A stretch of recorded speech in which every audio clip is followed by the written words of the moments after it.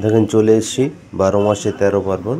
এটা বনগাঁর একটা খুব ভালো ফেমাস রেস্টুরেন্ট আছে। দেখেন এখানে একটা ইজো বিলিং মেশিন সিস্টেম নিয়েছে, দেখে নেবো কিভাবে এটা চলছে। দেখেন এটা হচ্ছে ব্যাটারি প্রিন্টার, এটা হচ্ছে ইলেকট্রিক প্রিন্টার। দুটি মোবাইল থেকেই চলে, কম্পিউটার থেকেও চলে।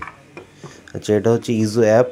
এই অ্যাপটাও আপনি কম্পিউটার থেকে মোবাইল থেকে অপারেট করতে পারবেন। এটা 4 থেকে 5 জায়গায় লগ ইন করা যায়। দেখুন খুললেই প্রথমে আপনি রিপোর্ট সেকশন দেখতে পাবেন। চেক রিপোর্টে এখানে 50-60 রকমের রিপোর্ট আছে। অনার চাইলে বাড়িতে বসেও রিপোর্ট সব চেক করতে পারবে। আচ্ছা, এটা বিল করে দেখিনি। দেখেন নিচে সেলে ক্লিক করলাম, এরকম টেবিল চলে আসবে। দেখেন অলরেডি একটা বিল হোল্ড আছে, টেবিল চলছে। আর একটা টেবিলে গেলাম।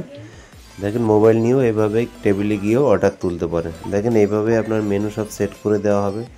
দাম, নাম, প্রাইস সব দিয়ে, ফটো দিয়ে এরকমভাবে রেডি করে দেওয়া হবে। বাস আপনাকে আইটেম ক্লিক করতে হবে আর কেওটি করতে হবে। নিচে কেওটি আছে, কেওটি প্রিন্ট করলে দেখেন কেওটি মেশিনে কেওটি আসবে। এই মেশিনটা কিচেনে থাকলে কি হবে, ডাইরেক্টলি এরকম কেওটিটা কিচেনেই পৌঁছে যাবে, আপনাকে আর পৌঁছাতে হবে না। আচ্ছা, বিলটা এবার কমপ্লিট করবো দেখেন, বা আপনি হোল্ডও করতে পারেন। নেক্সট করলাম। কাস্টমার নাম নাম্বার রাখার চেষ্টা করবেন, এখানে না নিলেও অসুবিধা নেই, বাস আপনাকে সেভ করতে হবে।